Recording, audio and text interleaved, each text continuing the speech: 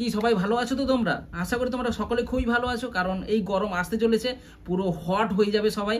তো সেই হট মার্কেটে আর একটা হট ফোন নিয়ে এই ভিডিওতে কথা বলবো। তো আমার কাছে আরেকটি নতুন ফোন চলে এসেছে, যেটা রিয়েলমির তরফ থেকে রিয়েলমি 12 প্রো, যেটাকে রিয়েলমি 11 প্রো এর সাকসেসর বলতে পারো। এই 12 প্রো এই কিছুদিন আগে, মানে এক মাস মতো আগে ভারতীয় মার্কেটে লঞ্চ হয়েছে। সেই রিয়েলমি 12 প্রো ফোনটিকে নিয়ে এই ভিডিওতে কথা বলবো। যদিও ফোনটির কি কি স্পেশাল আছে এবং কি কি স্পেশাল তোমার কাছে মনে হবে না, সেটা পুরো ভিডিও দেখলে অবশ্যই জানতে পারবে, তাই অবশ্যই পুরো ভিডিওটা দেখবে।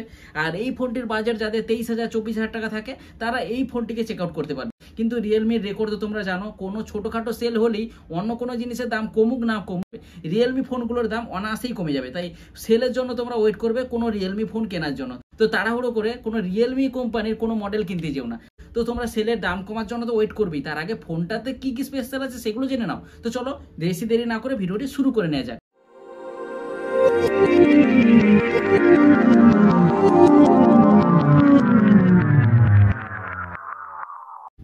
তো প্রথমে আনবক্সিং। তো আনবক্সিংয়ে রিয়েলমি সেই হলুদ বাক্স যেটা সবসময় দিয়ে থাকে, আর বাক্সটি খোলা যাক। বাক্সটি খুললে ভিতরে আছে, প্রথমে আছে সিম টুল, তারপরে আছে ডকুমেন্টসের জ্ঞান। যদি কেউ তোমরা পড়ে থাকো অবশ্যই কমেন্ট বক্সে জানিও, সেই পাবলিকটাকে আমি দেখতে চাই কি এই ডকুমেন্টসের জ্ঞানগুলো পড়ে। আর আছে কেস, তবে লো কোয়ালিটির, ততটা হাই কোয়ালিটির কেস নয়, মোটামুটি কাজ চলার মতো। এবার আছে সেই ফোন। তো লুকটা কিন্তু পুরো আলাদা, মানে অন্যান্য ফোনের থেকে একটু ইউনিক লাগবে, মানে ইউনিক মনেও হচ্ছে। দেখো, যেন মনে হচ্ছে ফোনটি কোনো প্রিমিয়াম ঘড়ি পরে আছে।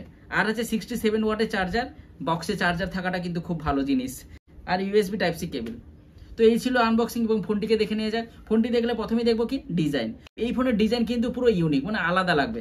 আর পিছনটা ভেগান লেদারের ফিনিশ, পুরো তবে গ্লাস ব্যাগ নেই, পুরোটাই পলিকার্বনেট ফ্রেম। আর এই ফোনটিতে কিন্তু হ্যান্ডফিলটা দারুণ লাগবে, মানে গ্রিপটা ধরতে ব্যাপক লাগবে, কারণ এই ফোনটিতে লেদারের ফিনিশ দিয়েছে, তাই গ্রিপটা কিন্তু দারুণ লাগবে। তাছাড়া কার্ভ ডিসপ্লে আছে, তাই এক হাতে আরামসে ফোনটিকে ইউজ করতে পারবে, হ্যান্ডফিল কমফোর্ট পাবে। ক্যামেরা ডিজাইনটা আগেই বলেছি, পুরো যেন প্রিমিয়াম ওয়াচ পরে আছে ফোনটি, সেই রকম ক্যামেরা ডিজাইনটা করেছে।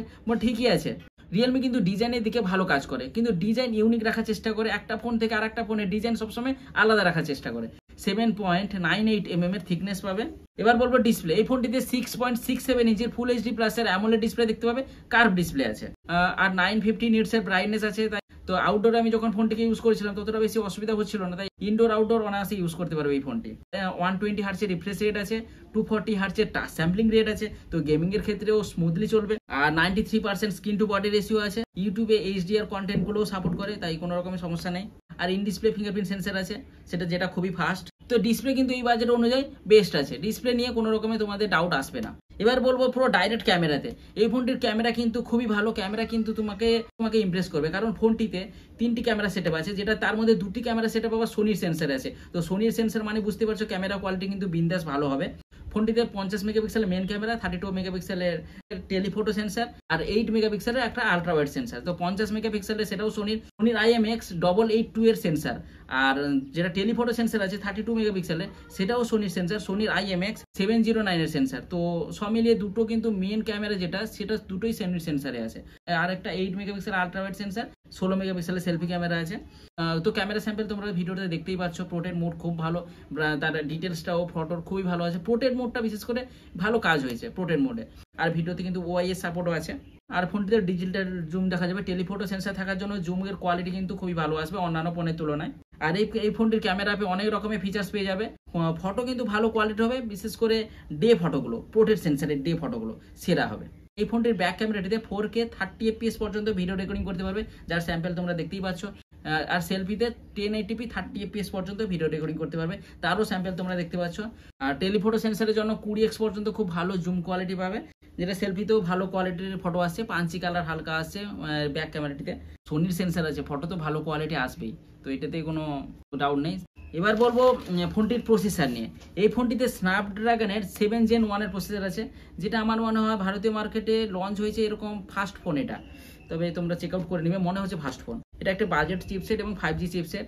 তো 128GB স্টোরেজ এবং 256GB স্টোরেজ, দুটো স্টোরেজ ভেরিয়েন্ট পাবে। আর র্যামেও দুটো র্যাম ভেরিয়েন্ট পাবে, 8GB র্যাম এবং 12GB র্যাম। তবে আমার কাছে যেটা আছে সেটা হাইয়ার ভেরিয়েন্ট আছে, তো তোমরা বেস ভেরিয়েন্টের ফোনগুলোও নিতে পারো, কোনো রকমের সমস্যা নেই।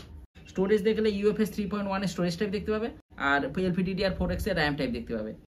এই প্রসেসরের সাহায্যে তোমরা 60 FPS পর্যন্ত হাই গেমিং করতে পারবে। গেমিংয়ের ক্ষেত্রে এই প্রসেসর কোনো রকমের ল্যাগ হ্যাং করবে না, মাল্টিটাস্কিংয়েও কোনো রকমের সমস্যা নেই এবং ডেলি ইউজেরও কোনো রকমের সমস্যা নেই। আর এই ফোনের প্রসেসরও সেরকম ক্যাপেবল এই ফোনটির পারফরমেন্সের দিক থেকে। এই ফোনটিতে রিয়েলমি ওএস আছে, যত এক্সট্রা ব্লুটওয়্যার পাবে, অনেক এক্সট্রা অ্যাপ তো দেখতে পাবেই, সেই জন্য নোটিফিকেশান ভর্তি থাকবে অল টাইম। তো সেই অ্যাপগুলোকে তোমরা অনায়াসে ডিলিট করতে পারবে, তবে যদিও কিছু কিছু অ্যাপস ডিলিট হবে না, পুরো জেদ হয়ে বসে থাকবে, সেটা সারা জীবন সেই অ্যাপগুলোকে নিয়ে থাকবে। আর এই ফোনটিতে গুগল ডায়ালার থাকার জন্য তোমরা বুঝতে পারছো কল রেকর্ডিংয়ের জন্য আলাদা অ্যাপ ডাউনলোড করতে হবে, তো সেগুলো তোমরা চেক আউট করে নেবে। আর অ্যান্ড্রয়েড 14-এর আপডেট আছে, তবে অ্যান্ড্রয়েড 16 পর্যন্ত তোমরা আপডেট পাবে। ফোনটিতে ডুয়েল স্পিকারের সাপোর্টও আছে, তাই যখন মাল্টিমিডিয়া এনজয় করবে তখন কিন্তু কোনো রকম সমস্যা হবে না। এমনি কার্ভ ডিসপ্লে আছে, যেহেতু আমরা ডিসপ্লে, তাই ভিডিওটিতে তো কোনো রকমের সমস্যা নেই এবং টাচ তো স্মুথ পাবেই পাবে, স্পিকারে অডিওতেও কোনো রকমের অসুবিধা হবে না। ফোনটিতে IP65-এর রেটিংস আছে। ফোনটির ব্যাটারি সম্পর্কে বলা হয়নি, ফোনটিতে 5000 mAh ব্যাটারি আছে, তবে এখনকার প্রায় ফোনে সেই 5000 mAh ব্যাটারি থাকে। আর এই ফোনটিতে 67 ওয়াটের ফাস্ট চার্জিং আছে, যেটার সাহায্যে তোমরা খুব তাড়াতাড়ি চার্জ 1-1.5 দিনের ব্যাটারি ব্যাকআপ পেয়ে যেতে পারবে। এই সব কিছু এই ফোনটিতে স্পেশাল বলতে পারো, তবে আশা করি এই বাজেটের ক্ষেত্রে এই ফোনটি বেস্ট আছে। তো তোমাদের যদি বাজেট এই 20,000-22,000 টাকার মধ্যে থাকে বা এইরকম সামথিং থাকে, তো এই ফোনটি অবশ্যই তোমরা চেক আউট করবে। রিয়েলমি কিন্তু খুব ভালো ফোন তৈরি করে, তাই তোমরা এই ফোনটিকেও চেক আউট করতে পারো। বিশেষ করে এই ফোনটির ক্যামেরা, ডিসপ্লে, এই দুটো কিন্তু এই ফোনে বেস্ট পাবে এই বাজেটের ক্ষেত্রে। তো আশা করি এই ভিডিওটি সবার ভালো লাগবে। যদি তোমাদের কোনো স্পেসিফিকেশান নিয়ে জানা থাকে অবশ্যই কমেন্ট বক্সে জানিও, বা এই ফোনটি নিয়ে কিছু বলা থাকলে অবশ্যই কমেন্ট বক্সে জানিও। তো দেখা হবে তাহলে নেক্সট ভিডিওতে। দেখা হবে কিসে তো দেখা হওয়ার জন্য আগে থেকে চ্যানেলটিকে সাবস্ক্রাইব করে পাশের বেল আইকনটাকে প্রেস করে রাখতে হবে। তো দেখা হবে তাহলে নেক্সট ভিডিওতে। তো সবাই ভালো থাকবে, টাটা।